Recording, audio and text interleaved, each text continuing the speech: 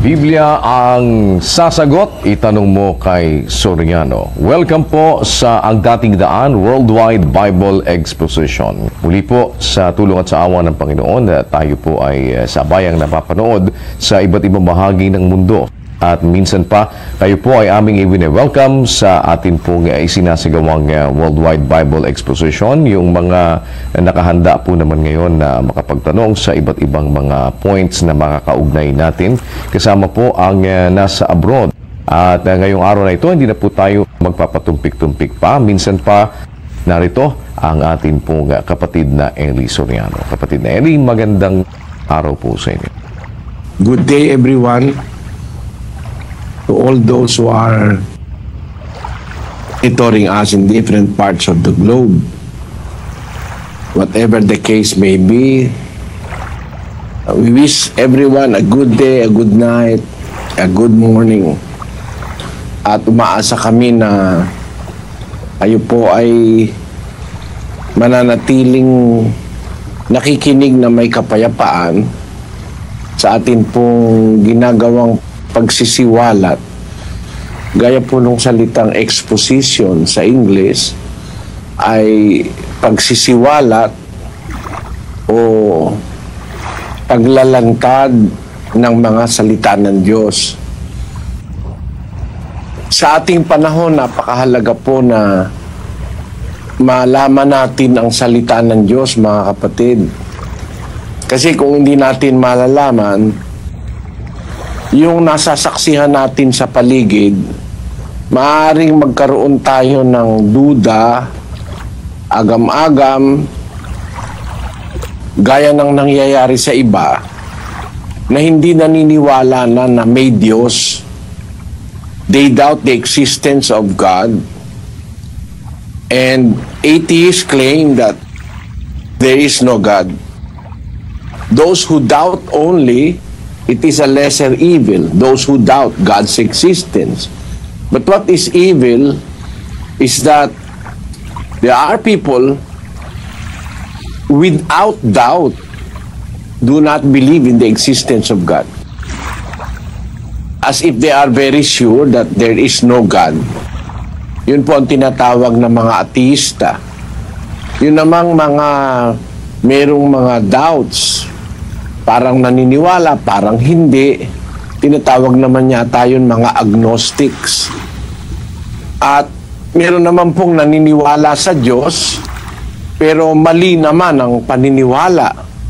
Gaya nung sinasabi doon sa Roma 1:25, kapatid na Daniel. Sapagkat pinalitan nila ang katotohanan ng Diyos ng kasinungalingan at sila'y nagsisamba at nangaglingkod sa nilalang kaysa lumalang na siyang pinupuri magpakailanman siya nawa. Meron namang mga tao na naniniwala nga sa Diyos, pero pinalitan naman yung katotohanan ng Diyos ng kasinungalingan. At sila'y, imbis na magsisamba sa lumalang, sila'y nangaglingkod sa nilalang. Iyon ay isang masamang kondisyon din ng isang pagsamba ng tao sa Diyos, na imbis na yung lumalang ang sambahin, sinasamba yung nilalang. At yan po ay hindi po kasinungalingan yan, katotohanan niyang nangyayari sa mundo. Merong mga tao ang sinasamba si Buddha. Si Buddha naman nilalang Hindi naman siya Diyos, pero sinasamba siya bilang Diyos ng mga tinatawag nating Budista. At sigurado naman tayong si Buddha ay hindi nga Diyos, sapagkat meron ba naman Diyos na mamatay dahil kumain ng laso na hindi niya alam? Basahin nga natin yung Encyclopedia Britannica, Sister Luz. Opo, ito po yung Encyclopedia Britannica 2005 edition. Ito po ang sinasabi doon. The Buddha died after eating poisonous mushrooms served him by accident and escaped the cycle of rebirth. His body was cremated and stupas were built over his relics. Anong sinasabi nung ulat na yon, kapatid na Daniel?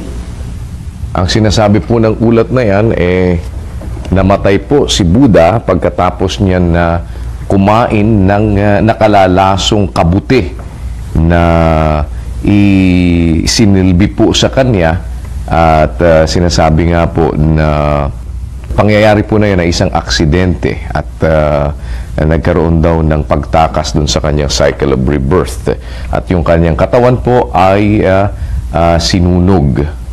Yun po ang ulat ng Encyclopedia Britannica noong 2005, kapatid na Eli. Ibig sabihin na kanyang pagkamatay ay dahil sa pagkain po ng nakalalasong kabuti, kapatid na Eli. At yun ay ayon sa impormasyon, aksidente. Meron ba naman Diyos na biktima ng aksidente? Ang Diyos alam niya yung mga bagay-bagay. Paano mo siyang aatangan na Diyos yun si Buddha na aksidente kumain? Pero katotohanan naman kasi yun na naulat sa kasaysayan na yung Buddha na ngayon ay sinasamba ng mga Budista, namatay dahil sa pagkain. Paano naman kayang tama yung mga Budista? Alam nyo ba mga kapatid kung gaano karaming naliligaw ng mga Budista ngayon? Ilan ang Budista sa buong mundo? Ang Budista sa buong mundo, ang pinaglilingkuran hindi yung tunay na Diyos. Kasi hindi naman tunay na Diyos si Buddha. Si Buddha po ay tao rin na namatay sa pagkain ng kabuting nakakalason. Yun ang ibig kong sabihin, mga kababayan. Hindi naman po tayo nang aatake, kundi inihahayag lang natin yung nasabi sa Biblia, binasa natin kanina. Pinalitan nila ang katotohanan ng Diyos ng kasinungalingan. Sila'y nagsisamba at naglingkod sa nilalang kaysa sa lumalang. Uling linibere ang katotohanan ng Diyos, king metong akalaraman, simbande siwanding lelangan ke sa aking linalang. Doon naman sa English, ang sabi, who changed the truth of God into a lie and worship and serve the creature more than the Creator. Sa Spanish, ang pagkakasabi diyan, kapatid na Daniel, Porque cambiaron la verdad de Dios por la mentira y adoraron y sirvieron a la criatura en lugar del Creador, quien es napakaliwanag niya, no? Sirvieron y adoraron la criatura en lugar del Creador. Doon naman sa Portuguese, pois trocaram a verdade de Deus pela mentira e adoraram e serviram a criatura antes que ao Criador. Sabi sa Ilocano, sabi diyan, ta sinuktanda ti kinapudno ti Dios iti ulbod ket nagdaydayaw da ken nagserservida iti parswa adiket iti namarswa. Tingnan nyo mga kababayan, kahit saan mong Biblia basahin, meron talagang mga taong naligaw, napakarami. Isang bahagi, kalahating bilyon tao, naligaw dahil kay Buddha. Mabuti po kung si Buddha lang ang Diyos-Diyusan. Buti kung si Buddha lang ang nakapagligaw. Napakarami pong naligaw ngayon Meron naman sumasamba sa mga daga sa India. Sinasamba mga baka. Kung hindi talagang malalim na po ang kasamaan sa tao ngayon, pagkakaligaw, pagkakahiwalay sa tunay na Diyos, at meron namang lalo pang masama, yung nagsasabing sila ay sumasamba sa tunay na Diyos, ay gumagawa naman ng sari-saring kasamaan. Yung nandun sa Roma 1:28, kapatid na Daniel. At palibhasa'y hindi nila minagaling na kilalanin ang Diyos. Ibinigay sila ng Diyos sa isang mahalay na pag-iisip upang gawin yaong mga bagay na hindi nangararapat. Nangapuspos sila ng buong kalikuan, ng kasamaan, ng kasakiman, ng kahalayan, puspos ng kapanaghilian, ng pagpatay sa kapwa-tao, ng pagtatalo, ng pagdaraya, ng mga kasamaan, mga mapag-upasala, mga mapanirang puri, mga napopuot sa Diyos, mga manglalait, mga palalo, mga mapagmapuri, mga mangangatha ng mga kasamaan, mga masuwayin sa mga magulang, mga haling, mga hindi tapat sa tipanan, mga walang katutubong paggiliw, mga walang habag, na bagamat nalalaman nila ang kautusan ng Diyos, na ang mga nagsisigawa ng gayong mga bagay ay mga karapat-dapat sa kamatayan, ay hindi lamang gayon ang ginagawa, kundi naman pinapayagan ang mga nagsisigawa ng mga yaon. Kita nyo mga kapatid, hindi nila ang wika minagaling na kilalanin ang Diyos. Ibinigay sila ng Diyos sa isang mahalay na pag-iisip upang magsigawa ng mga bagay na hindi nararapat. Yan yung mga nagsasabing may Diyos, pero yung kanilang gawa walang Diyos. Basahin natin yung Tito 1:16. Sila'y nangagpapanggap na nakikilala nila ang Diyos, ngunit ikinakaila sa pamamagitan ng kanilang mga gawa. Palibhasa'y mga malulupit at mga masuwayin at mga itinakwil sa bawat gawang mabuti. Yung salita ni Pablo na yan, napakahalaga niyan eh. Merong mga tao nagpapanggap, kilala nila ang Diyos. Ngunit yung kanilang mga gawa ang nagkakaila sa kanila. Nakilala nila ang Diyos. Hindi nila talaga kilala kasi ang sabi, malulupit, mga masuwayin, mga itinakwil sa bawat gawang mabuti. Ang pagkilala po kasi sa Diyos, mga kababayan, ay paggawa ng mabuti. Pag yung mabuti itinakwil mo nang gawin, ayaw mo na, kahit sabihin mong kumikilala ka sa Diyos at meron kang Diyos sa buhay, sinungaling ka. Bakit? Kasi ang tunay na pagkilala sa Diyos ay paggawa ng kabutihan. Yun ang layo ng Diyos, kaya niya ginawa ang tao, gumawa ng kabutihan para makarating sa kanyang kaharian. Pero pagka sinasabi mo, ikaw sa Diyos, pinagmamalaki mo sa Diyos ka, pagkatapos ang ginagawa mo kasamaan, yun ang nagpapatunay na hindi ka talaga sa Diyos. Kung pag-uugnay-ugnayin po natin lahat ng ito, makikita natin na ito realidad sa ating panahon. Ito nakikita natin kaya nga ang aking naiisip ngayon, parang lalo ngayong mas mahirap mangumbirti ng tao para maniwala sa Diyos. Kasi ang mga nangyayari ngayon, mismo sa mga taong nagsasabing sila lang ang sa Diyos, sila lang ang maliligtas, ang nakikita mo, puro kawalang hiya ang gawa. Yan ang magpapawalang gana sa mga tao para magrelihiyon. Kasi yung mga mismo nagsasabi na may nakikilala nila ang Diyos, hindi naman ginagawa yung ipinapagawa ng Diyos, paano ka man namang maniniwalang may Diyos yung mga tao na yan? Makakasira pa ng loob yan sa iba para maniwala yung iba na may Diyos. Makikita nyo na ang nangyayari ngayon sa relihiyon, ang na-expose sari-saring katiwalian, kasamaan. Kaya yun po ang alalahanin ko, kaya ko binubuksan sa inyo, mga kababayan, ng bagay na ito. Nasa Biblia po kasi yan. Hula ng Biblia yan. May nagpapanggap, nakikilala nila ang Diyos, pero ikinakaila nila sa pamamagitan ng kanilang mga gawa. Basahin nga natin sa English yan, kapatid na Daniel. They profess that they know God, but in works they deny Him, being abominable and disobedient, and unto every good work reprobate. Abi doon sa Cebuano, nagasugid sila nga nakaila sila sa Dios. Apan sa ilang mga buhat ginalimod siya nila.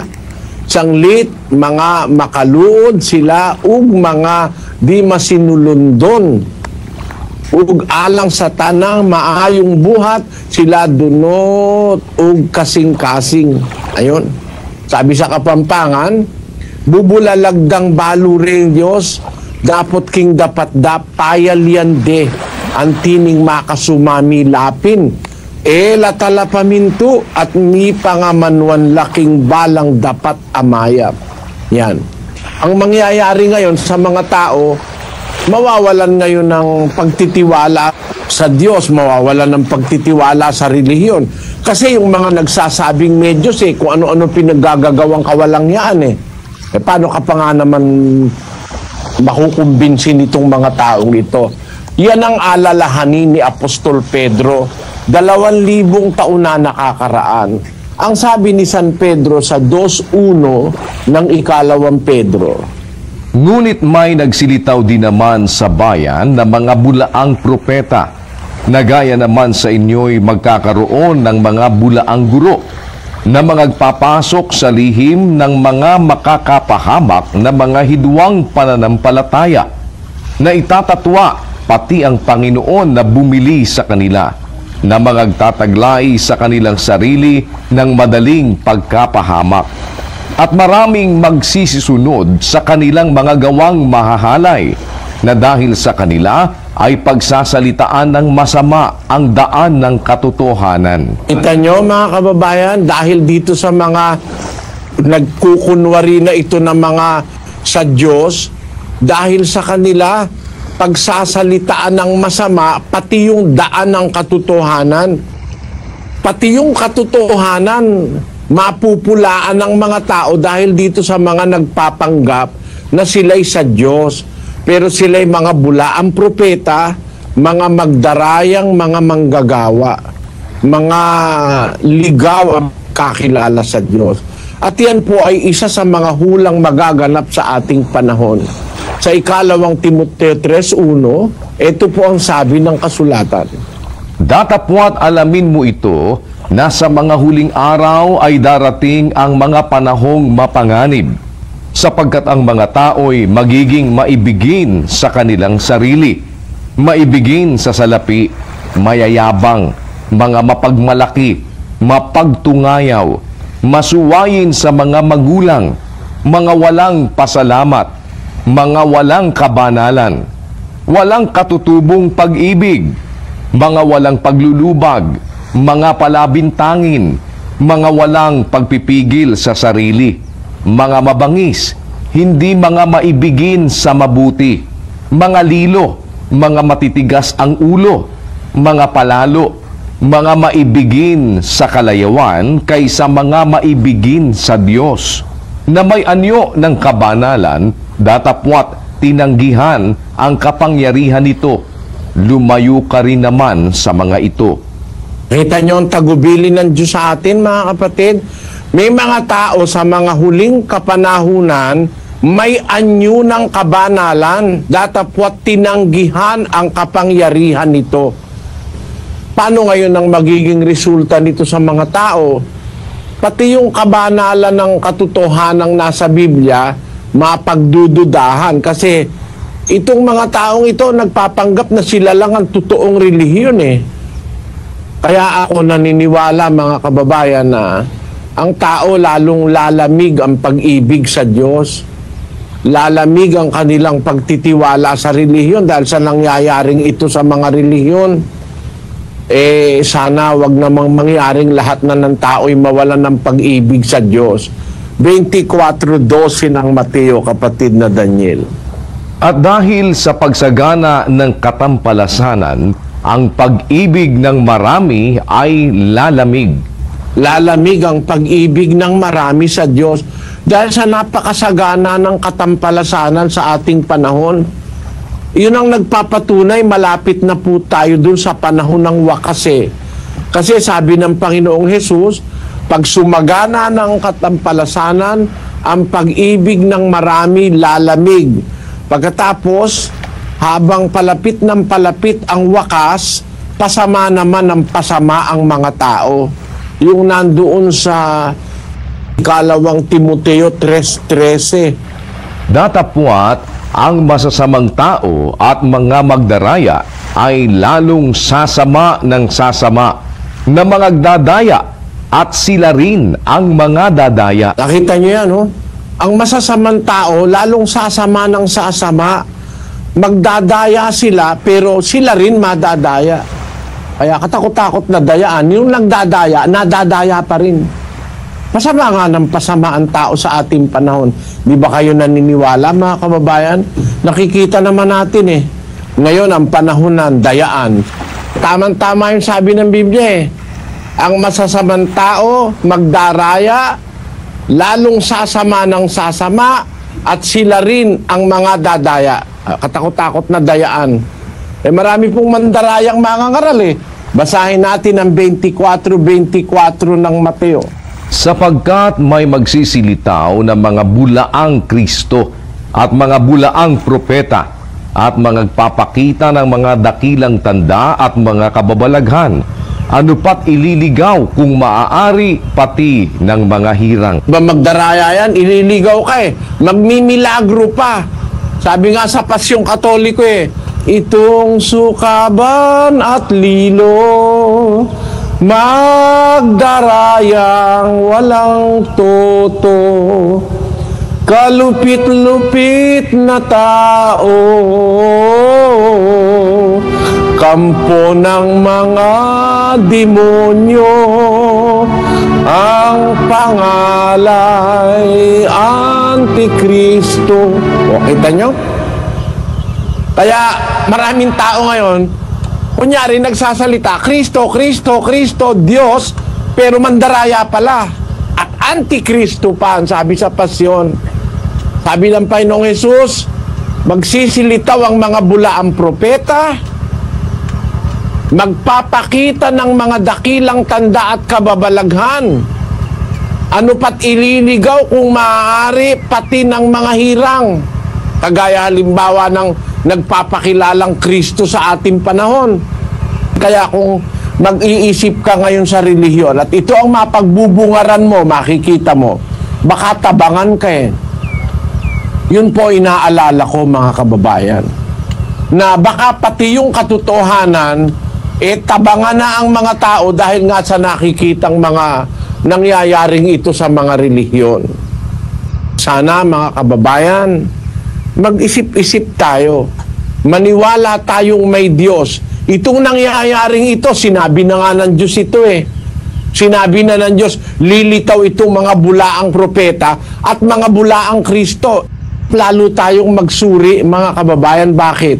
Kasi itong mga pangyayaring ito, ipinagpauna na ito sa Biblia, magaganap ito sa malapit ng kawakasan na ang mga tao, sasama ng sasama, pati mga nagrirelihiyon, magdadaya, mandaraya, sila rin ang madadaya. Yang lahat ng yan, mga hula, na ipinagpauna ng Biblia.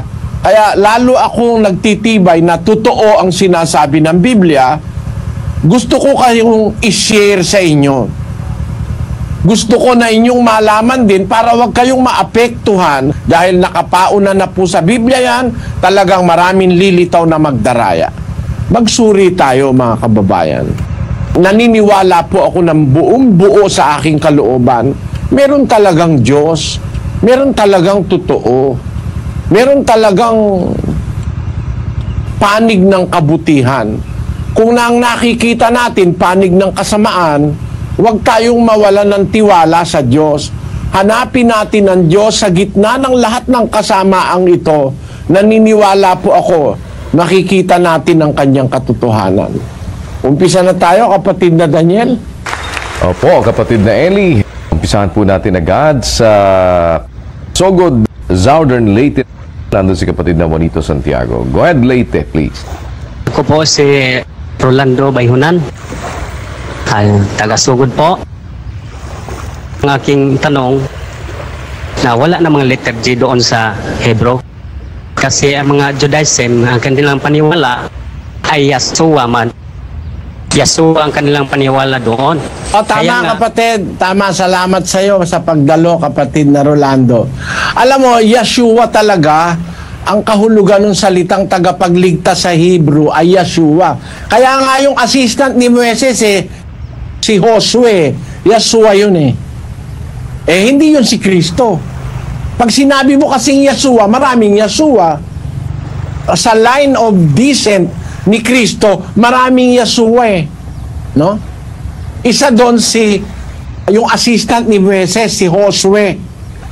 Josue, Yeshua rin yun. Pero iba yung Yeshua Messiah. Na yung Yeshua Messiah nabuhay ng panahong Kristiyano. Yun yung ipinanganak ni Maria. Ngayon, alam mo kapatid, ang pagkakamali lang ng relihiyon mo, para bang gusto nila kahit saan makarating, yun pa rin ang pangalan. Mali. Alam mo, dito sa Amerika, pag Santiago ka sa Pilipinas, ang tawag sa'yo rito, James. Kasi yun ang translation ng Santiago, James. Yung sa atin, Juan, ang tawag dito, John. Pero pareho yun.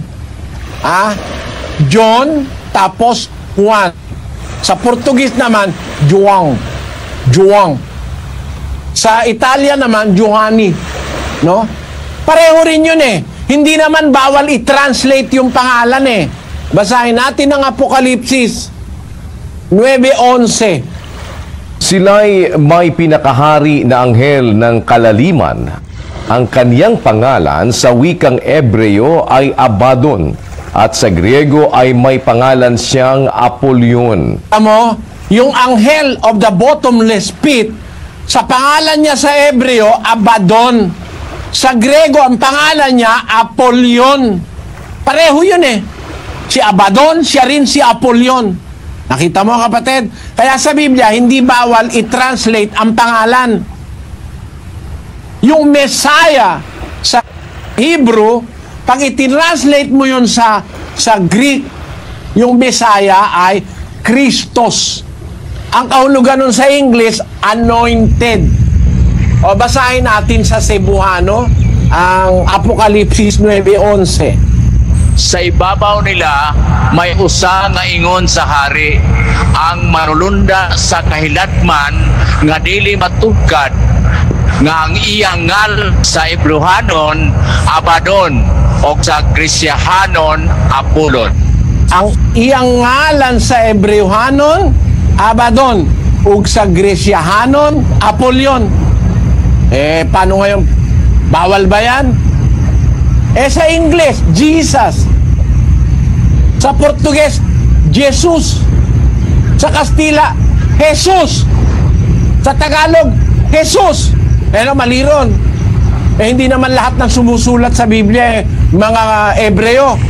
Alam mo ba kapatid na ang sumulat ng Lucas hindi Ebreo? Si Lucas kasi ay Grego. Ang sinusulatan niya si Teofilo.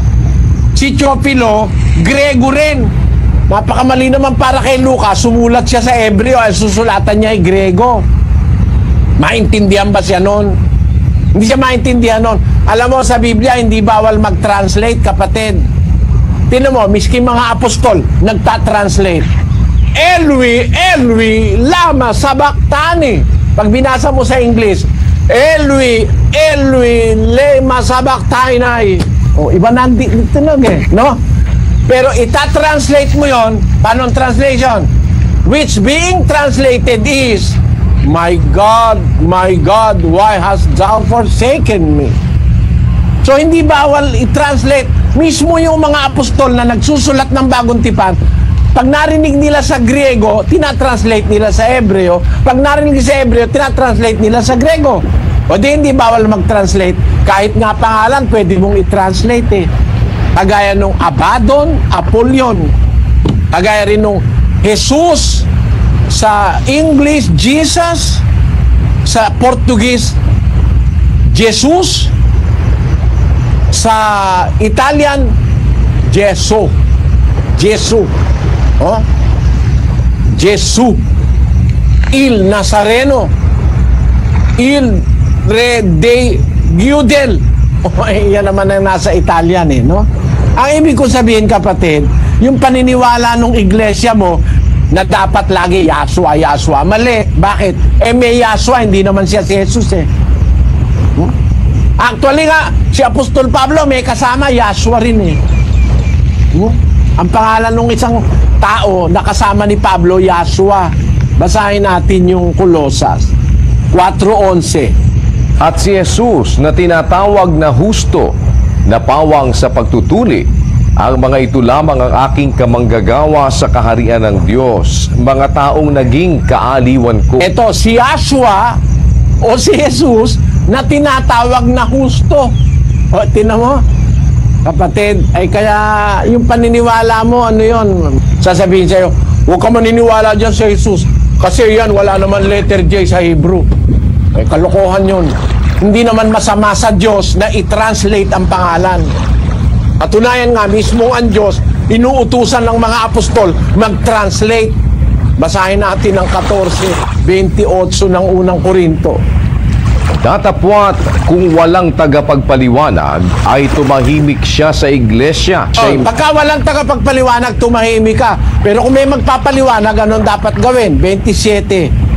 Kung nagsasalita ang sino man ng wika, maging dalawa o huwag higit sa 3 at sunod-sunod at ang isa'y magpaliwanag.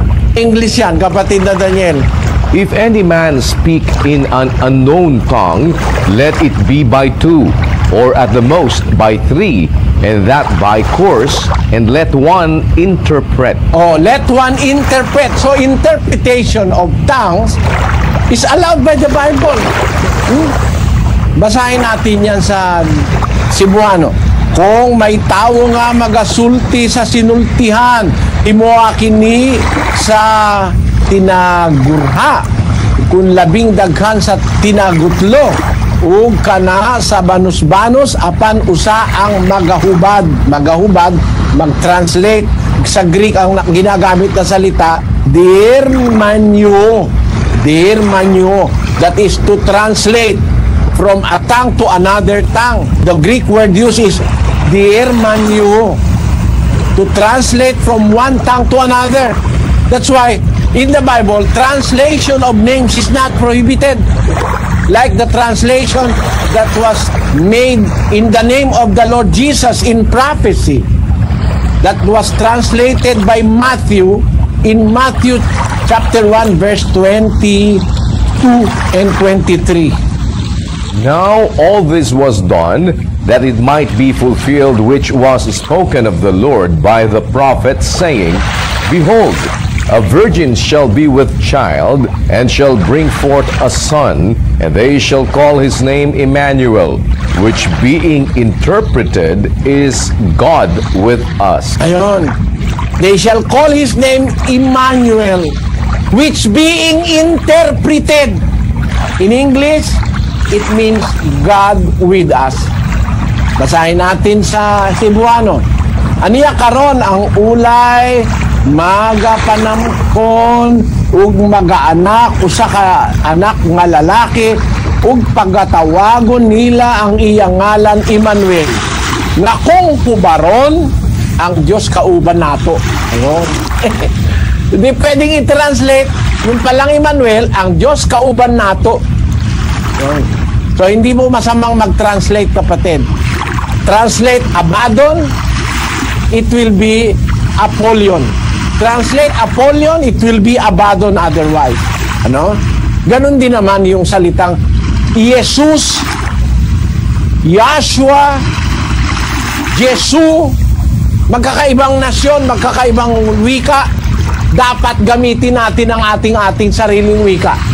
Sabi ni Rizal, ang hindi magmahal sa sariling wika ay higit sa hayop at malansang isda.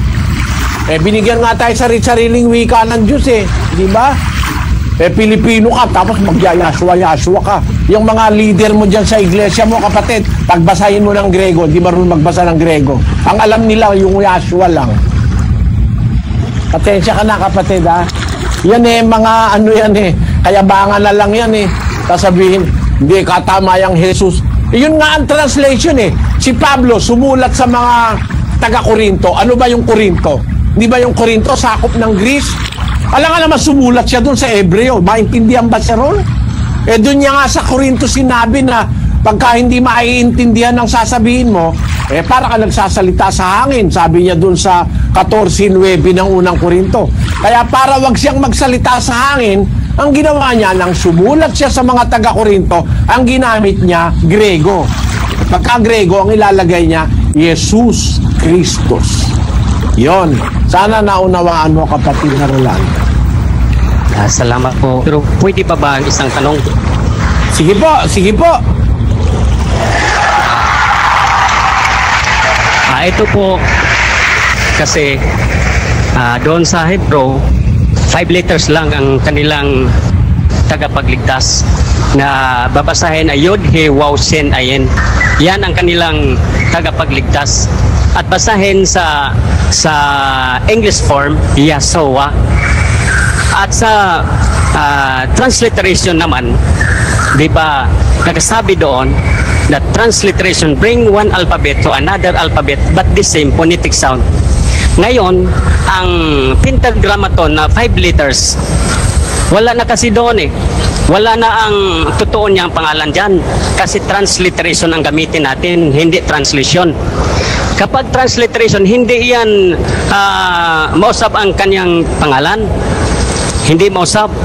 Kaya bakit Jesus Christos ang ginawa ni Saint Jerome o Eusebius Hieronymus Sophronius na dapat ang kinailagay Yahshua, the same phonetic sound. Bring one alphabet to another alphabet but the same phonetic sound. Isulat ito sa ibang alphabet, iba ang pagkasulat. Pero kapatid na Rolando, no? Ikinalulungkot ko, misinformed ka, naturuan ka ng mali. Mali ang sinasabi mo. Hindi 5 letters ang Hebrew. At yung Hebrew name of God is not the name of the Savior in the New Testament. Magkaiba si Kristo kesa sa Ama. Magkaiba yon. Hindi 5 letters yan. Sabi mo nga, tetragrammaton eh. Pag tetra, 4 lang yon. Alam mo ba yung kahulugan ng tetra, kapatid? Kaya ng tetra pack, 4 ang kanto. Walang 5 kanto ang tetra pack. Kaya nga, tetra pack, 4 ang kanto. Yung orange na naka-tetra pack, 4 ang kanto. Yung tetra, 4 letters yon. Ang nakalagay sa Hebrew original na salitang pangalan ng Diyos, Yod, He, Waw, He. If you are going to read it from the right to the left, baliktad sa atin eh. Tayo from left to right. Sa Hebrew, ang pagbasa nila from right to left. Yan ay Yod, He, Waw, He. Which transliterated in English is YHWH. Yung sinasabi mong the same phonetic sound. Mali yun, kapatid. How can you have a phonetic sound of YHWH when there is no vowels? Kaya hanggang ngayon, walang nakakaalam nung pronunciation nung Yod, He, Waw, He. Walang nakakaalam nun. Huwag kang magpanggap na alam mo yon. At ng tagapagturo mo, mapapahiya ka riyan. Ha? Do not pretend that you know how to pronounce it. Because you will be put into shame. Because you cannot pronounce consonants without vowel sounds. Kaya ang ginawa ng mga nag-translate ng Biblia, merong naglagay ng puro A. No? May naglagay puro A, Yawa. May naglagay E, A-E, Yahweh. May naman naglagay E-O-A. Kaya lumitaw yung pangalang Jehovah o Jehovah. Ayan. Yung YHWH nilagyan nila ng A at saka E, lumitaw yung Yahweh. Yung YHWH, pinalitan nila yung Y into J, pinalitan nila yung W into B, nilagyan nila ng E-O-A, kaya lumabas yung salitang Jehovah. Lahat ng mga yan, invento ng mga tao. The original manuscripts that is available, even from outside of the Bible, only mentions 4 letters, not 5. Miski yung tinatawag nating Moabite stone, inilagay dun yung pangalan ng Diyos ng mga Hebreo sa 4 na letra. Nandun sa 17th line nung Moabite stone, ang pangalan ng Diyos ng Israel. Ang nakalagay doon, Yod, He, Waw, He. YHWH. Basahin natin yung Moabite stone, Sis Lou. Opo, yan po yung Moabite stone. Nakikita natin sa screen. Naka-encircle po ng kulay pula. Yung 4 letters, yung tetragrammaton. 17 to 18 verses po yan. For I had devoted them to destruction for the god Ashtar Chemos. And from there, I took the vessels of YHWH. And I presented them before the face of Chemos, and the king of Israel had built. Iyang Moabite stone, isang commemorative stone yan na nagpapakita ng pagtatagumpay ng hari ng Moab, ng kalabanin niyang mga Israelita. Kinuha niya raw yung mga kasangkapan dun sa pagsamba ng mga Israelita sa kanilang Diyos. Yahweh ang sabi nung iba no? Pero hindi Yahweh yun. YHWH yun. Tapos dinala niya. Ang ibig sabihin, even outside the Bible, there are documents that attest that the Lord or the God of the Hebrews, the name of their God is written in 4 Hebrew letters. YHWH, which cannot be pronounced up to now. Kung meron ka sinasabing 5 letters, mali yun, kapatid. Mali yan. Siguro kailangan ka pang magsuri ng kaunti. Mali yan. At yung sinasabi mo kanina na transliteration is possible. Translate the letters into corresponding letters in other languages, pwede yun. Pero to pronounce it without vowel sounds, it is impossible. Kaya hindi mo nga pwedeng sabihin na kung paano pronunciation dyan Mga saksi nga ni Jehovah, sumurrender Ha? Sabi nila, hindi ka palang mga translation yan ngayon.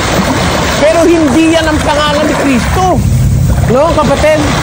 Kasi yung pinag-uukulan ng salitang YHWH, yun yung ama ni Kristo. Hindi si Kristo yun. Magkaiba yung ama at saka yung anak kapatid. Ikaw mix up ka. Parang pinapalitaw mo, yung ama, yun na rin yung anak. Mali yan. Maling-mali yung paniniwala mo na yan. Iba yung anak sa ama. Basahin natin ang 1:26 ng Henesis. At sinabi ng Diyos, lalangin natin ang tao sa ating larawan ayon sa ating wangis. Sabi ng Diyos, lalangin natin ang tao ayon sa ating larawan, ayon sa ating wangis. May kausap siya. Alam mo kung sino kausap niya? Yung kanyang anak. Bago pa lumikha ng lahat ng bagay, magkasama na silang mag-ama. 17:5:24 ng Juan. At ngayon, Ama, luwalhatiin mo ako sa iyo rin ng kaluwalhatiang aking tinamo sa iyo bago ang sanglibutan ay naging gayon. Ama, yaong mga ibinigay mo sa akin ay ibig ko kung saan ako naroroon, sila naman ay dumuong kasama ko upang makita nila ang kaluwalhatian ko na ibinigay mo sa akin, sapagkat ako'y iyong inibig bago natatag ang sanglibutan. Bago pa nagtatag ng sanglibutan ng Diyos, magkasama na silang mag-ama. Kaya nga nung lalalang ng tao, lalangin natin ang tao, sabi nung ama. Ang kausap niya yung anak, wala naman siya ibang makakausap, dalawa lang sila No? Basahin natin ang... Kasi nung unang-una, ang Diyos lang mag-isa yung ama nanganak siya. Ipinanganak niya yung kanyang anak. Kaya dalawa na sila ngayon. Pwede na silang magkausap. Meron na siyang kausap yung ama. By His power, He has begotten the Son. Sa 2:7 ng awit. Aking sasaysayin ang tungkol sa pasya. Sinabi ng Panginoon sa akin, ikaw ay aking anak. Sa araw na ito ay ipinanganak kita. Ikaw ay aking anak, thou art my son. This day have I begotten thee. Ikaw ay aking anak. Sa araw na ito, ipinanganak kita. Kailan yun nangyari? Bago itatagal sa libutan. Basahin natin ang 34 ng Kawikaan. Sino ang sumampa sa langit at bumaba? Sino ang pumisa ng hangin sa kanyang mga dakot? Sinong nagtali ng tubig sa kanyang kasuutan? Sinong nagtatag ng lahat ng mga wakas ng lupa? Ano ang kanyang pangalan? At ano ang pangalan ng kanyang anak kung iyong nalalaman? Nagtatag ng lahat ng wakas ng lupa. Ano pangalan niya? Ano pangalan ng kanyang anak? Kasi doon pa sa eternity, wala pang ginagawang kahit ano. Meron ng mag-ama. Kaya iba yung ama sa anak. Ay ikaw, pinapalitaw mo sa iyong paniniwala, kapatid. Yung ama na ang pangalan ni YHWH, ay pinapalitaw nyo, yung din si Jesus. Isang punto ng pagkakamalian, kapatid na Rolando. Pero wala tayong oras ngayon na pag-usapan lahat yan Pasensya ka na. Inanyayahan na lang kita, kapatid na Rolando, sa aking mass indoctrination. Makinig ka ng doktrina, Tapos i-compare mo sa iyong religion ngayon. Para maintindihan mo yung mas buong-buong aral ni Kristo. at sana samahan ka ng Panginoon. Magandang gabi sa iyo, kapatid na Rolando. Salamat po. Connected naman tayo sa Sorsogon City. Nandun si kapatid na Roland Antonio. Go ahead, Sorsogon, please. Opo, kapatid na Daniel, kapatid na Oli, salamat po sa Diyos. Ang usapan ng po dito sa Sorsogon ay si kapatid na proseso Digno, isa pong member ng INC. Siya po ang magtatanong po. Magandang gabi, Gaeli. Itatanong ko lang po yung sa translation ng Gawa 2028, ang Iglesia ni Cristo. Pag nagbabasa po ko ng Biblia, karamihan Iglesia ng Diyos. Alam mo, kapatid, kaya nga ang ginagamit ninyo yung lamsa. Yung lamsa na hindi naman kasintibay ng mga Greek at Hebrew Bible. Alam naman natin ang maraming mga Biblia na mga original manuscripts were written in Greek and also written in Hebrew. Ang pinakamatatandang Biblia sa mundo ngayon were written mostly in Greek. Kagaya nung mga oldest manuscripts of the Bible, which is the Oxyrhynchus Papyrus, the Codex Sinaiticus, the Codex Vaticanus. Yan ay mga pangunahing mga Bibliang written in Greek. Ang mga Bibliang written in Greek, ang nakalagay, Church of God, which He hath purchased with His own blood. Ang sabi sa Tagalog, ingatan ninyo ang inyong sarili at ang buong kawan, na sa kanila'y ginawa kayo ng Espiritu Santo na mga obispo, upang pakanin ninyo ang iglesia ng Diyos na binili niya ng kanyang sariling dugo. Ang filosofya dyan, wala naman kang dugo ang Diyos Kaya dapat dyan, iglesia ni Kristo. Dahil siya ang meron sariling dugo. No? Pamimilosofya yon. Kasi, ang nakasulat, iglesia ng Diyos na binili niya. Ang tinutukoy nung niya, hindi ang Diyos. Ang tinutukoy yung bumili na si Kristo. Binili niya ng kanyang sariling dugo. Bakit binili niya ng kanyang sariling dugo ang iglesia ng Diyos? Kasi mahal ni Kristo ang iglesia. 5:23 ng Efeso, kapatid na Daniel. Sapagkat ang lalaki ay pangulo ng kanyang asawa, gaya naman ni Kristo na pangulo ng iglesia, na siya rin ang tagapagligtas ng katawan.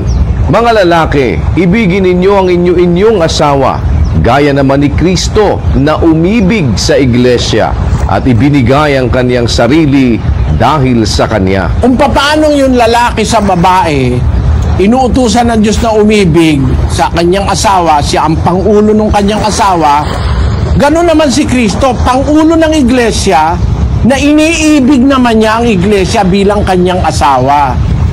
Yung iglesia at si Kristo, kumakatawan sa mag-asawang espiritual na pinagsama ng Diyos. No? Basahin natin ang 5:30 ng Efeso. Sapagkat tayo ay mga sangkap ng kanyang katawan. Dahil dito'y iiwan ng lalaki ang kanyang ama at ina at makikisama sa kanyang asawa, at ang dalawa ay magiging isang laman. Ang hiwagang ito ay dakila, datapwat sinasalita ko ang tungkol kay Kristo at tungkol sa iglesia. Ayan, si Kristo at ang iglesia, parang lalaki at babaeng pinagsama ng Diyos. Ang tunay na kahulugan ng salitang iiwan ng lalaki ang kanyang ama't ina at makikisama sa kanyang asawa, ang dalawa ay magiging isang laman. Ang hiwagang ito'y dakila. Ang sinasalita ko'y ang tungkol kay Kristo at sa iglesia. Kaya ang magkaisang laman, si Kristo at ang iglesia, parang lalaki at babaeng pinagsama ng Diyos. Ayon sa hiwagang itinuturo ni Apostol Pablo. Ngayon, lalabas dito sa sinasabing itong hiwaga ni Apostol Pablo, hindi si Kristo ang may-ari ng iglesia. Bakit? Ang may-ari, yung nagtali kay Kristo at saka sa iglesia. Ang iglesia talaga sa Biblia, iglesia ng Diyos. Sino ang ulo? Si Kristo. Alin ang katawan? Ang iglesia. Kaya iglesia ni Kristo. Maling konklusyon. Bakit? Ang may-ari ba ng katawan yung ulo? Basahin natin sa Efeso 2:16. At upang papagkasunduin silang dalawa sa isang katawan sa Diyos. Pinagkasundo silang dalawa sa isang katawan sa Diyos. Ang Diyos ang may-ari nung katawan eh. Siya nga ang pumorma nun eh. Mula yung ulo, pati yung body, ang nagporma nun ang Diyos. Unang Korinto 12:28. At ang Diyos ay naglagay ng ilan sa iglesia. Una-unay mga apostol, ikalaway mga propeta, ikatlo'y mga guro, saka mga himala, saka mga kaloob na pagpapagaling, mga pagtulong, mga pamamahala, at iba't ibang mga wika. Yun, maliwanag, ang bumuo ng katawan, kaya ang tawag ni Pablo, katawan sa Diyos, kasi ang bumuo ng katawan, ang Diyos. Pwede mo masabi, katawan sa tao. Nakasalat sa Biblia, katawan sa Diyos eh. Ang may-ari ng katawan ng Diyos. Siya nga ang bumuo ng structure eh. Nilagyan niya ng ulo yung katawan at yun ang tinatawag ngayon na iglesia. Ang iglesia ay ang katawang may ulo. Hindi katawan lang, kundi ang tunay na iglesia sa Biblia, ang katawang may ulo. Ang ulo si Kristo, ang may-ari ay ang Diyos. Ang kabuuan ng katawan mula sa ulo hanggang sa paa ay ang Diyos ang may-ari. Kaya iglesia ng Diyos. Yun ang lohika ng Biblia. Yun ang konteksto ng buong Biblia. Kapatid, na ang may-ari ng lahat ng bagay ay ang Diyos. Basahin natin ang Hebreo 3:4. Sapagkat ang bawat bahay ay may nagtayo, datapwat ang nagtayo ng lahat ng mga bagay ay ang Diyos. Ang nagtayo ng lahat ng bagay, lalo na ang iglesia, ay ang Diyos. Nung sabihin ni Kristo, itatayo ko ang aking iglesia, kaninong salita yung itatayo ko aking iglesia? Basahin natin ang 12:49 ng Juan. Sapagkat ako'y hindi nagsasalita na mula sa aking sarili, kundi ang Ama na sa akin ay nagsugo, ay siyang nagbigay sa akin ng utos kung ano ang dapat kong sabihin at kung ano ang dapat kong salitain. Ang ginagawa at sinasabi ni Kristong may kinalaman sa utos, ang Ama ang nagbigay nun. Salita ng Ama yon. Mula pa sa panahon ni Moises, yun na ang hula kay Kristo. Deuteronomio 18:18. Aking palilitawin sa kanila ang isang propeta sa gitna ng kanilang mga kapatid na gaya mo, at aking ilalagay ang aking mga salita sa bibig niya, at kanyang sasalitain sa kanila ang lahat ng aking iuutos sa kanya. Kita mo, lalagay ko, salita ko sa propeta na yon. Ang tinutukoy dyan si Kristo eh. Palilitawin ko isang propetang gaya mo, Moises, sa gitna ng iyong mga kapatid. Ilalagay ko aking salita sa bibig niya. Sino ang kinatuparan niyan? Gawa 3:22 at 20. Tunay na sinabi ni Moises, ang Panginoong Diyos ay magtitindig sa inyo ng isang propetang gaya ko mula sa gitna ng inyong mga kapatid.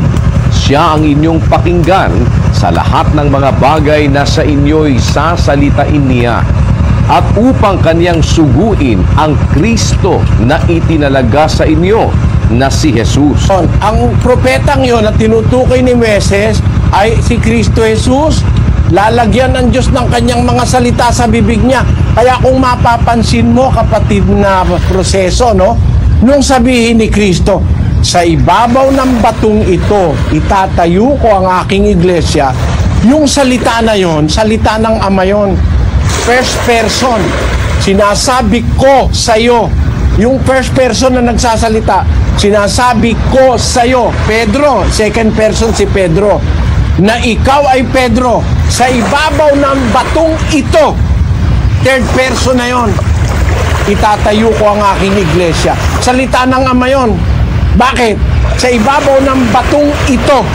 Kasi kung si Kristo nagsasalita nun, dapat sabi niya, isasabi ko sa iyo, ikaw ay Pedro, at sa ibabaw ng batong ako, itatayo ko aking iglesia. Sana ganun, ano? Hindi eh. Ang nagsasalita bilang first person, ang Ama. Sinasabi ko sa iyo na ikaw ay Pedro, sa ibabaw ng batong ito. Third person. Second person si Pedro, itatayo ko ang aking iglesia. Ang tawag ng mga apostol, iglesia ng Diyos eh. Yung sinasabi sa Roma 16:16, hindi naman opisyal na pangalan yun eh. Hindi opisyal na pangalan yun. Plural nga yun eh. Wala naman sa English na Church of Christ eh. Nakalagay, Churches of Christ, mga iglesia ni Cristo.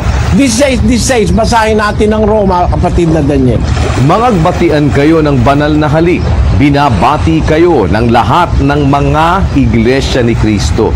Ayon, lahat ng mga iglesia ni Cristo. Hindi naman pangalan na opisyal yun dahil plural eh. Lahat ng mga iglesia ni Cristo. Asan ba yung mga iglesia ni Cristo na bumabati sa Roma? Basahin natin sa Galacia 1:22. At hindi pa ako nakikilala sa mukha ng mga iglesia ng Judea na pawang kay Kristo. Ang mga iglesia sa Judea, yun ang pawang kay Kristo. Iglesia sa Judea. Alin ba yung iglesia na nasa Judea? Ano? Na pawang kay Kristo. At ano ang pangalan nun? Basahin natin ang 8:1 ng Gawa. At si Saulo ay sumang-ayon sa kanyang pagkamatay. At ng araw na yaoy nangyari ang isang malaking pag-uusig laban sa iglesia na nasa Jerusalem. At silang lahat ay nagsipangalat sa lahat ng mga dako ng Judea at Samaria, maliban na sa mga apostol. Kung pag-uusig na nangyari sa Jerusalem, nangalat ngayon yung mga alagad, napunta sa Judea, napunta sa Samaria. Ayon, maliban na lang sa mga apostol. Ano ba yung iglesyang nangalat? Napunta sa iba-ibang lugar. Ang iglesia ng Diyos, hindi iglesia ni Kristo. Bakit? Iglesia ng Diyos sa Corinto. Iglesia ng Diyos sa Thessalonica. Iglesia ng Diyos sa Judea. Pero yan, pawang kay Kristo. Ibig sabihin, nasa ilalim ng administrasyon ni Kristo. Kasi si Kristo ang ulo ng iglesia. Pero para sabihin mo, ang may-ari ng iglesia, si Kristo mismo, hindi. Ang may-ari ng iglesia, yung Diyos na nagporma ng iglesia. At siya rin ang nagtayo nung sabihin ni Kristo, tatayo ko aking iglesia. Salita ng Ama yon, lumalabas lang sa bibig ni Kristo. Kaya nang isulat ng ebanghilistang si San Lucas, yung salita ni Pablo, ingatan ninyo ang inyong sarili at ang buong kawan na sa kanila'y ginawa kayo ng Espiritu Santo ng mga obispo upang pakanin ninyo ang iglesia ng Diyos. Bakit iglesia ng Diyos? Ang Diyos talaga may-ari nun eh. Na binili ni Kristo ng kanyang sariling dugo. Yung salitang binili niya, hindi na tumutukoy sa Diyos yun. Ang tumutukoy na ron, yung kay Kristo. Binili niya ng kanyang sariling dugo. Si Kristo naman talaga ang bumili ng dugo sa iglesia. Basahin natin ang Apokalipsis sa 5:9. At sila'y nangag-aawitan ng isang bagong awit na nagsasabi, ikaw ang karapat-dapat na kumuha ng aklat at magbukas ng mga tatak nito, sapagkat ikaw ay pinatay at binili mo sa Diyos ng iyong dugo ang mga tao sa bawat angkan at wika at bayan at bansa. Tamo binili mo sa Diyos. Kanino mo binili? Sa Diyos. Kaya sa Diyos talaga yun eh. Kaya nga iglesia ng Diyos, binili ni Kristo ng kanyang sariling dugo eh. Kaya nga ka naging iglesia ni Kristo eh, kasi binili na ni Kristo. Ay, mali ka ako, logic mo. Halimbawa, bumili ka ng talaba, nung bilin mo ba ang tawag na Pedro? Ang tawag doon, talaba ni Pedro. Di ba? Di naman nababago pangalan nung binili mo eh. Nalalagay lang yung pangalan mo. Bawa, bumili ka ng aparador. Anong tawag na yun? Pedro na yung aparador? Hindi. Aparador ni Pedro. Kasi ikaw nga bumili eh. O, di ba?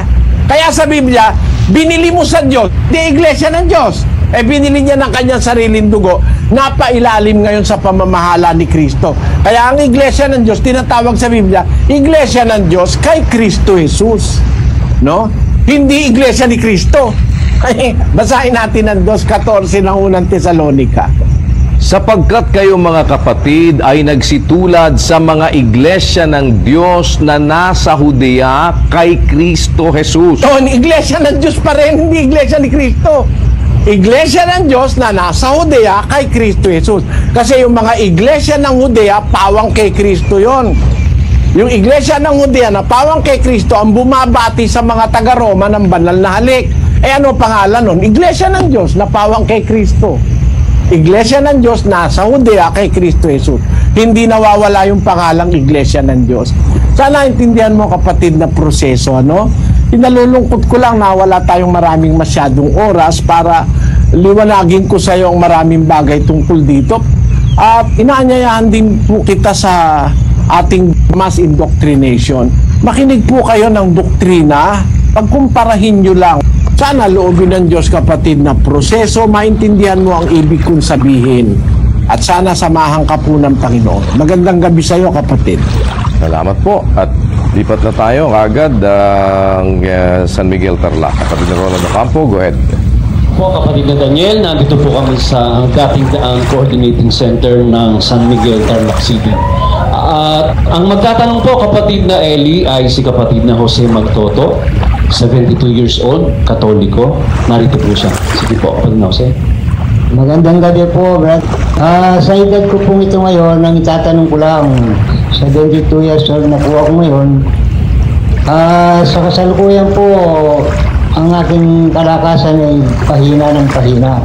Kung sakali po darating ang araw ng takdang oras na ang aking kalakasan ay mawala na, meron po kayang darating na taong may magandang pusong tutulong sa akin, maliban sa aking dalawang anak na natitira ngayon na mahirap lang po sila.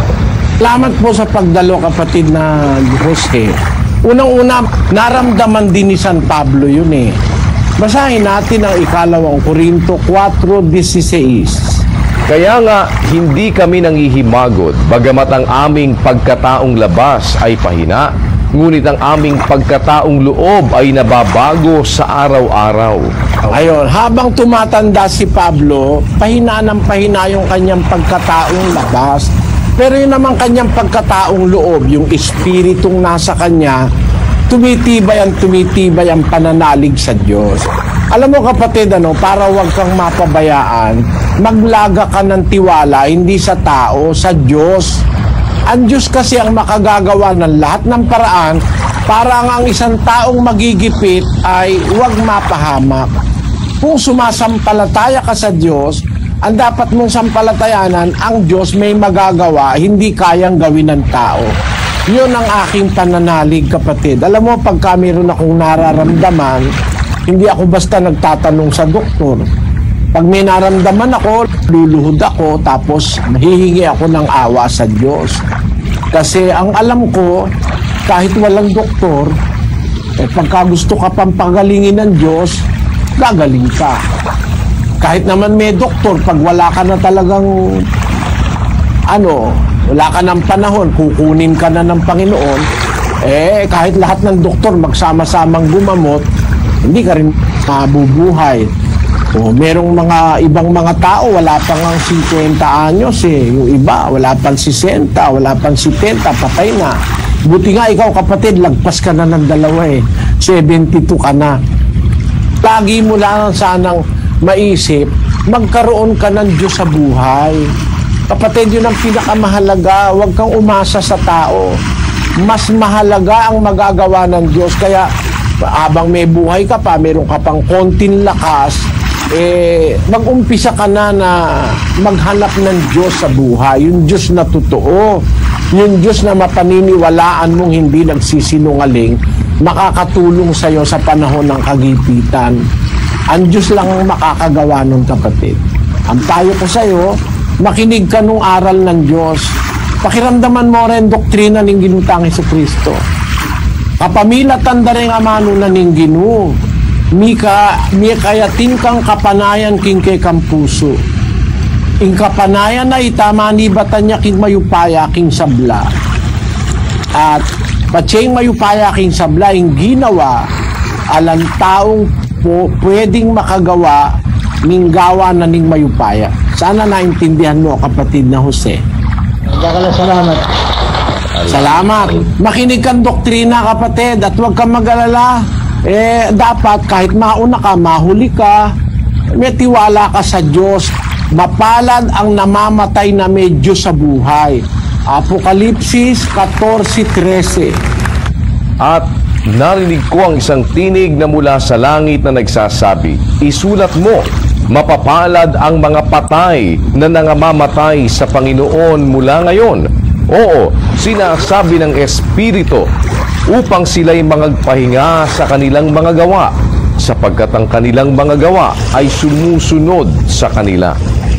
Bisa Kapampangan, at dimdam ko ing meto nga siwala banwa sa sabyana, isulat mo, nuwan lading mete ang mamamateking ginu, manibat ngeni ang gaking pahintungol.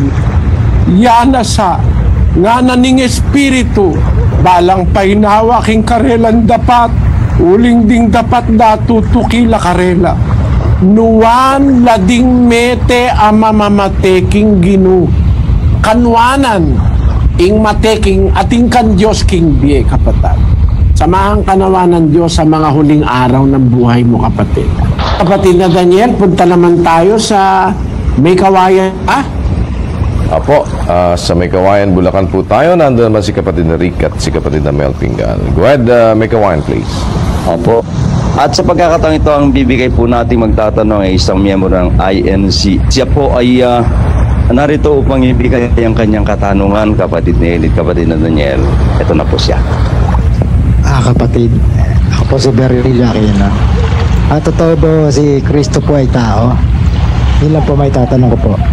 Mo, kapatid na Virgilio, totoo ba na si Kristo'y tao? Malaking kasinungalingan niya ang kapatid.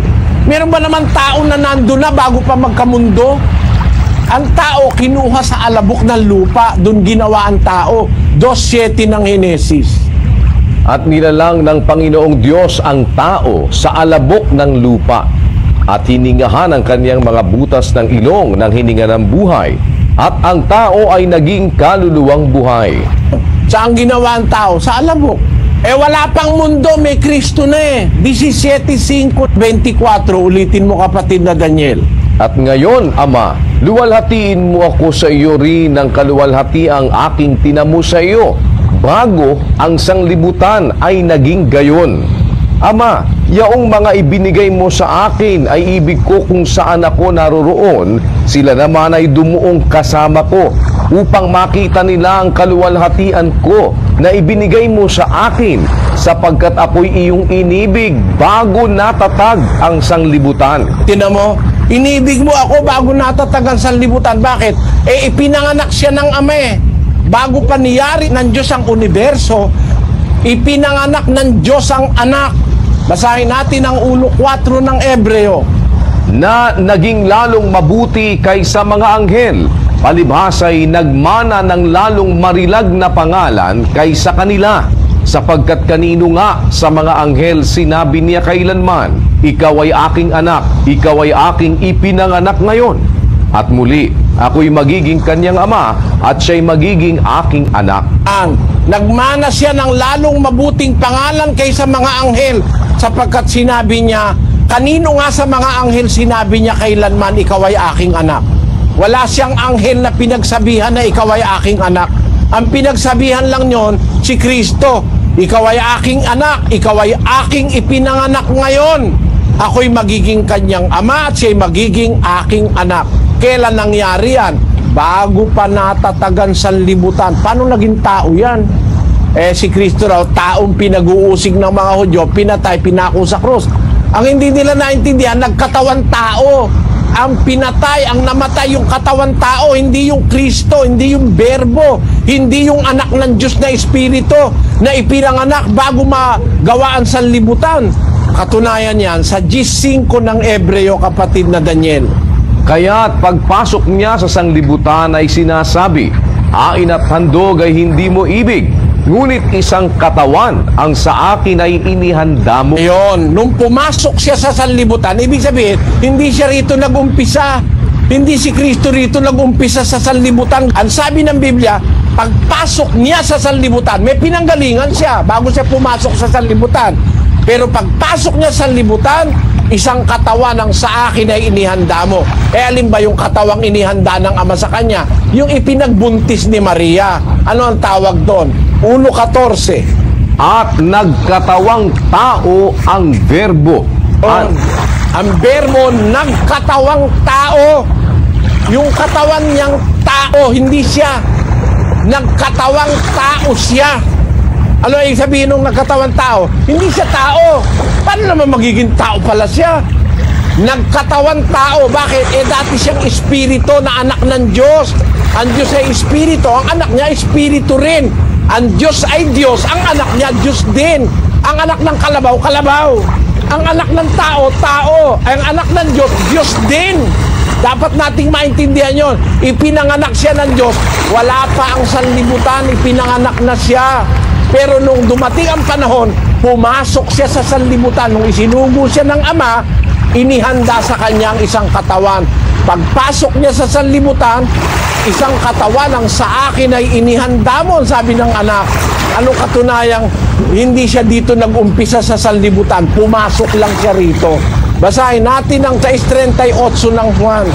Sapagkat bumaba akong mula sa langit, hindi upang gawin ko ang aking sariling kalooban, kundi ang kalooban ng nagsugo sa akin. Ang tao na nag-umpisa sa langit, masabi mong tao si Kristo. Sabi niya, bumaba akong mula sa langit. Sabi na nga, nagkatawang tao eh. Hindi tao, saan galing? Bumaba ako mula sa langit. Ano? Galing siya sa langit. Paano mo sasabihin, tao yan galing sa langit? Meron ba taong galing sa langit? Ang tao galing sa alabok. Mateka siya. Sabi niya, tao siya. Nagkatawang tao nga eh. Ngayon, sasabihin nila, si Kristo yung tao. Bakit? Kasi isa lang ang Diyos. Isa lang daw ang Diyos. Paano mong nabilang ang Diyos? Paano mo nabilang? Tinan mo, ang bilang ng Biblia, iba sa bilang mo eh. Sa 10:30 ng Juan. Ako at ang Ama ay iisa. Ang iisang Diyos, meron kasamang Ama at anak. Hindi pinopwera mo yung anak eh. Sabi ni Kristo, ako at ang Ama ay iisa. Bakit? 1:18 ng Juan. Walang taong nakakita kailanman sa Diyos ang bugtong na anak na nasa sinapupunan ng Ama. Siya ang nagpakilala sa Kanya. Saan nag-umpisa yung anak? Nasa sinapupunan ng Ama. Nasa sinapupunan ng Ama yung anak. Mula sa sinapupunan ng Ama, ipinanganak ng Ama. Yung pastor sa Pampanga nakadiskusyon ko, ibig mo ba sabihin, ang Diyos ay nanganganak? Sabi ko, tutol ka. Meron ba kang lalaking nanganganak para makapanganak? Babae kailangan. Bakit yung araw nagbunga sa likod mo? Bungang araw. Tingnan mo, nagbunga yung araw, napakalayo. Yung Diyos pa na makapangyarihan sa lahat, hindi makapanganak. Tingnan ninyo ha, maling paniniwala na pagka nanganganak ay kailangan babae. May lalaking nanganganak. Basahin natin si Luz ang pruweba. Ayan, the biology of seahorses, reproduction. The male seahorse, rather than the female, becomes pregnant. This unusual mode of reproduction is the most extreme form of male parental care yet discovered, although it arises from a general bias towards maternal care among fishes. Yun lang palang seahorse. Yung seahorse pala, yung kabayong dagat na tinatawag. Ang namubuntis, yung lalaki, siya nanganganak. Ang Diyos ay nanganganak. Makapangyarihan sa lahat yun. Pwede mong hindi manganak yun. Basahin natin ang awit, 94:9. Siyang lumikha ng pakinig, hindi ba siya makakarinig? Siyang lumikha ng mata, hindi ba siya makakakita? Kita mo, siyang lumikha ng pakinig, di ba pwedeng makarinig siya? Tingnan mo yung tao, nung maintindihan niya yung principle ng pag-hearing, nakagawa siya ng hearing aid eh. Nakagawa siya ng isang instrumentong nakakarinig. Yung tao, alin yun? Yung tape recorder. Naririnig yung tape recorder, itinetape niya yung sinasabi mo. Kung ang tao na nakakarinig, nakakagawa ng ibang bagay na nakakarinig. Kung ang tao na nakakakita, nakakagawa ng bagay na nakakakita. Nakakagawa ba? Nakakakita, camera eh. Nagawa ng tao, naintindihan niya kasi yung sense of sight eh. Alam niya yung principle of sight. Nakagawa ang tao ng camera, nakakakita. Kung ang tao nagagawa yung kakakita siya, makagawa siya ng nakakakita, di ba magagawa ng Diyos yun? Siya nga ang gumawa ng pakinig, di ba siya makakarinig? Siyang gumawa ng mata, hindi ba siya makakakita? Siyang gumawa ng paa, hindi ba siya makakalakad? Siyang gumawa ng bahay bata, hindi ba siya kakapanganak? Di ba? Nakapanganak ba ang Diyos? Basahin natin uli ang Hebreo 1:4. Na naging lalong mabuti kaysa mga anghel, palibhasa'y nagmana ng lalong marilag na pangalan kaysa kanila. Sapagkat kanino nga sa mga anghel sinabi niya kailanman, ikaw ay aking anak, ikaw ay aking ipinanganak ngayon. Sino nanganak kay Kristo? Ang Ama. Saan galing? Sa sinapupunan ng Ama. Kung yung pinanggalingan ni Diyos, yung nanggaling, ano yun? Tao? Si Eva, saan galing? Sa tadyang ni Adan. Di ba tao si Adan? Ano si Eva? Anghel? Hindi. Tao rin yun galing sa essence ni Adan si Eva Kinuha ang isang tadyang, ginawang babae. Kaya kung paanong tao yung pinanggalingan, tao rin yung nanggaling. Si Kristo, sa umpisa, nasa sinapupunan ng Ama. Nasa bahagi ng katawan ng Ama. Ipinangalak ngayon ng Ama. Tao ba yun? Hindi. Alin ang tao? Yung ipinangalak ni Maria. Yun ang tao. Yung katawang inihanda nung nasa sanlibutan siya. Pero yung ipinanganak ng Diyos, bago pa nilikha ang langit at lupa, hindi tao yon. Espiritu yon, anak ng Diyos yon. Yon ang tinatawag na berbo. Ang kahulugan ng berbo, pangalan yon. Hindi rin kasi tao hindi rin kasi nilalang si Kristo Ipinanganak siya ng Ama Yung berbo, pangalan yon na tumutukoy sa anak ng Diyos. Basahin natin ang 19:13 ng Apokalipsis. At siya'y nararamta ng damit na winisikan ng dugo, at ang kanyang pangalan ay tinatawag na ang Verbo ng Diyos. Yang may pangalan na Verbo ng Diyos. Pangalan, ano? Ang kanyang pangalan, tinatawag ang Verbo ng Diyos. Sino yung may pangalan na yan na Verbo ng Diyos? 1:1. Nang pasimula, siya ang Verbo, at ang Verbo ay sumasa Diyos, at ang Verbo ay Diyos. Maliwanag, Diyos pala yung Verbo Kasi yung Verbo, pangalan yon ng isang kalagayan na sa pasimula pa kasama na ng Diyos. Nang pasimula siya ang Verbo ay sumasa Diyos, ang Verbo ay Diyos. Yung Verbo, pangalan yon ng isang kalagayan na tinatawag na anak ng Diyos. Hindi tao yon. Espiritu yon na ipinanganak ng Diyos bago pa nilalang ang sanlibutan. Kaya yung salita, totoo ba si Kristo'y tao? Hindi po totoo yun. Ang Kristo po'y anak ng Diyos, nagkatawan tao, was manifest in the flesh. Basahin natin sa English, napakaliwanag. 3:16. And without controversy, great is the mystery of godliness. God was manifest in the flesh, justified in the spirit, seen of angels, preached unto the Gentiles, believed on in the world, received up into glory. Without controversy. Those that entertain controversy do not believe in what the Apostle Paul said. To set aside all controversy, we just have to accept the truth and the fact in the Bible. Without controversy, great is the mystery of godliness. God was manifest in the flesh. He is not flesh, hindi siya tao. He is God, but was manifest in the flesh, justified in the spirit, seen of angels, preached unto the Gentiles, believed on in the world, received up into glory. Amen.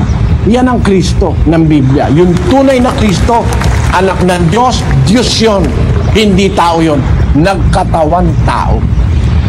Kaya nagutom, tinuli, nauhaw. Alin ang nauhaw? Yung katawan tao. Pero sa loob ng katawan, nananahan yung buong kapuspusan ng pagka-Diyos. Basahin natin ang 2:9 ng Kolosas. Sapagkat sa kanya'y nananahan ang buong kapuspusan ng pagka-Diyos sa kahayagan ayon sa laman. In the manifestation in the flesh, sa kahayagan sa laman o sa katawang tao, nananahan yung buong kapuspusan ng pagka-Diyos. Para sabihin mong tao yan, madilim ang utak mo. Yan. Yan ang sagot ko dun sa kapatid na Virgilio. Magandang gabi sa iyo, kapatid. Maraming salamat. Marami akong gustong sabihin, kaya lang wala akong panahon Salamat po sa iyo. Pagpalain ka naman ng Panginoon. Salamat po. Apalit Pampanga, kapatid na Don Capulong at kapatid na Tobias. Go ahead, Apalit, please.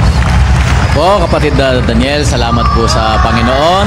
At muli, dito rin po sa Apalit ay meron tayong panauhin na magtatanong. Kapatid na ito. Kapatid na doon, ang magtatanong natin panawin ay si kapatid na John Larry Bukad. Nato po siya. Brother Eli, ako nga po pala si Brad John Larry. Isa po akong Katoliko. Tanong ko lamang po, kaloob po ba ng Diyos na magkaroon ng mga homosexuals? At paanong paraan po sila maliligtas? Yun lamang po. Dapat mong maintindihan, ang lahat ng bagay na ginawa ng Diyos ay nagpapakilala ang Diyos na meron siyang versatility in creation. Basahin natin ang 9:1 ng Juan. At sa pagdaraan niya ay nakita niya ang isang lalaking bulag mula sa kanyang kapanganakan. At tinanong sa kanya ng kanyang mga alagad na nagsasabi, Rabi, sino ang nagkasala? Ang taong ito o ang kanyang mga magulang upang siya'y ipanganak na bulag? Sumagot si Jesus, hindi dahil sa ang taong ito'y nagkasala, ni ang kanyang mga magulang man, kundi upang mahayag sa kanya ang mga gawa ng Diyos. Hindi kaya pinanganak siyang bulag, may kasalanan yung magulang niya o kaya siya, lalo lang wala siyang bata kasi hindi naman niya alam Mula sa pagkapanganak niya, bulag na siya. Ni Kristo yung katotohanan na hindi dahil sa magulang niya kaya siya bulag o dahil sa kanya, dahil sa kanyang kasalanan, kundi upang sa kanya ay mahayag ang gawa ng Diyos. Na ang Diyos pwedeng gumawa ng bulag, no? Pwedeng gumawa ang Diyos ng pipi, pwedeng gumawa ang Diyos ng pwede nating i-consider na abnormal. Kasi para sa atin, ang normal nakakakita, no? Para ang bulag, hindi na normal kasi hindi nakakakita. Pero hindi natin naiisip, meron palang mga bagay na bentahe ang pagiging bulag kesa sa nakakakita, no? Hindi naman lahat ng bulag kawawa kung tandaan mo si Stevie Wonder, di ba bulag yun, Sabi niya sa interview sa kanya, ano ba ang pagkakilala mo sa buhay? Ako kung tumingin ako sa buhay, hindi kagaya ng pagtingin ng mga taong may paningin. Ako, iba ang pagtingin ko. Para sa akin, mas na-appreciate ko yung bagay-bagay. Sabi ni Stevie Wonder. Kung hindi nyo alam, yung Stevie Wonder, siya yung gumawa ng kantang I just called to say I love you. I just called to say how much I care. I just called to say I love you. And I mean it from the bottom of my heart. Sikat na sikat ito alam mo kung minsan yung bulag, malaki bentahin nun. Alam mo kung bakit? Yung bulag hindi nagkakasala ng pangangalo niya sa mata dahil hindi siya nakakakita no?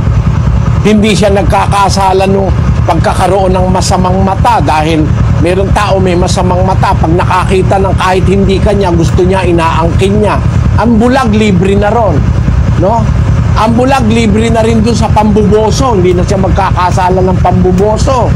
Hindi na siya magkakasala ng panunood ng mga pornographic pictures. Paano manonood yun? Di mo naman pwedeng kapain sa screen yun, no? Yun. May advantages ang bulag.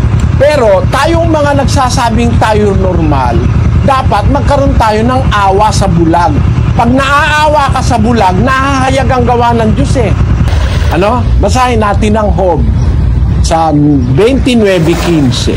Ako'y naging mga mata sa bulag at naging mga paa ako sa pilay. Si Job na isang taong matuwid, pag nakakita ng bulag, tinutulungan niya. Siya ang parang mata at siya yung parang paa ng pilay. So sa pamamagitan ng bulag, nahahayag ang gawa ng Diyos. Nakakakita ka ng mga taong compassionate, maawain.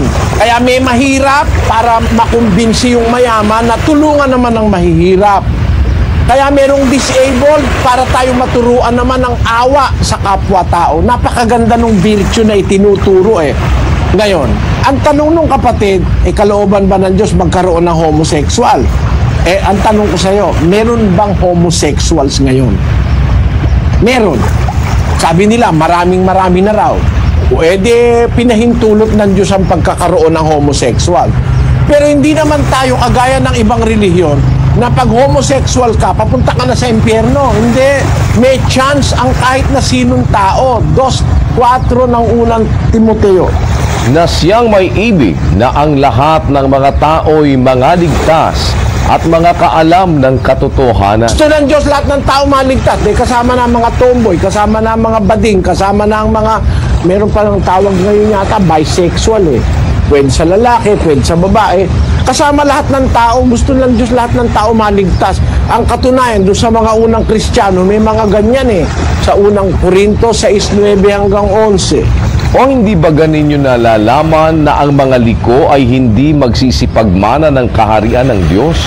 Huwag kayong padaya, kahit ang mga mapakiapid, ni ang mga mananamba sa Diyos-Diyusan, ni ang mga mangangalunya, ni ang mga nagsasababae, ni ang mga mapakiapid sa kapwa lalaki. Yung nagsasababae sa English, effeminate, yung mga homosexual, tapos at mga mapakiapid sa kapwa lalaki, tapos tuloy. Ni ang mga magnanakaw, ni ang mga masasakim, ni ang mga manglalasing, ni ang mga mapagtungayaw, ni ang mga manglulupig, ay hindi mangagmamana ng kaharian ng Diyos. At ganyan ang mga ilan sa inyo. Ngunit nangahugasan na kayo, ngunit binanal na kayo, ngunit inaring ganap na kayo sa pangalan ng Panginoong Hesukristo at sa Espiritu ng ating Diyos. Ayun, maliwanag. Ganyan ang ilan sa inyo. Meron sa Korinto, magnanakaw. Meron sa Korinto, nagsasababae. Meron sa Korinto, nakikiapid sa kapwa lalaki. Meron sa Korinto, magnanakaw, manlalasing. Ganyan ang ilan sa inyo. Pero binanal na kayo, inaring ganap na kayo. Nang sumampalataya sila, binigyan sila ng Diyos ng chance sa kaligtasan. Kaya doon sa tanong mo, kapatid, walang problema kahit ano pa itsura ng tao, kahit ano pa kalagayan mo, basta sumampalataya ka kay Kristo, makapangyarihan ng Diyos para ikaw ay maligtas. Yun ang nakasulat sa Biblia. Maraming salamat po, Brad Eli. Sige, you're welcome. Sana makinig ka ng indoctrination session. Habol po natin ang Bagumbong, Caloocan. Nandun si kapatid na Edwin Magdaraog at kapatid na Rudy Alamares. Go ahead, Caloocan, please. Salamat po sa Diyos sa isang mabuting pagkakataong bigay sa atin. At ang magtatanong po dito ay si kapatid na Marisa Abrea, isang miyembro po ng Iglesia ng Espiritu sa Silangan. Magandang gabi po, Brad Eli. Ako po si Marisa Abrea, taga Bagumbong, Caloocan City. Una ko pong tanong ay kung paano pong magagampanan ng isang mananampalatayang Kristiyano ang mga nakasulat sa Ebanghelyo ni Kagalang-galang Marcos, Kapitulo 16, versikulo 15 hanggang 18. Alam mo, kapatid na Marisa, maraming salamat sa iyong pagdalo. Hindi bahagi ng Biblia yung Marcos 16:15 hanggang 18. Yan ay dinagdag ng mga translate ng Biblia. At yan naman ay ipinagpauna ng Diyos sa Biblia kasi merong nangangaral ng ibang ebanghelyo. Kaya sabi ni Pablo, mag-ingat kayo, baka may mangaral sa inyo ng anumang ebanghelyo, iba sa aming ipinangaral sa inyo, itakwil ninyo. Yung Marcos 16, natatapos yon sa orihinal na mga manuskrito, nasa versikulo 8 lang. Mula sa 9 hanggang 20, idinagdag lang yan ng mga manlulokong nagtatranslate ng Biblia. Hindi kasama sa Biblia yan. Kaya nga ang Diyos nagsabi ng bawal dagdagan, bawal bawasan eh. Sa 22 ng Apokalipsis, 18 hanggang 19, aking sinasaksihan ang bawat taong nakikinig sa mga salita ng hula ng aklat na ito. Kung ang sino man ay magdagdag sa mga ito, ay daragdagan siya ng Diyos ng mga salot na nakasulat sa aklat na ito.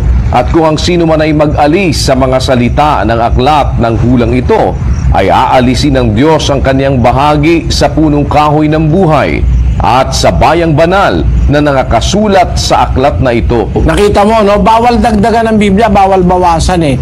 Noong panahon ni Juan, Yung Marcos, nang itinatranslate na ang mga Biblia, merong nangahas na dagdagan mula 16:9 hanggang 20. Yun naman ang ginagamit ngayon ng mga Pentekostal.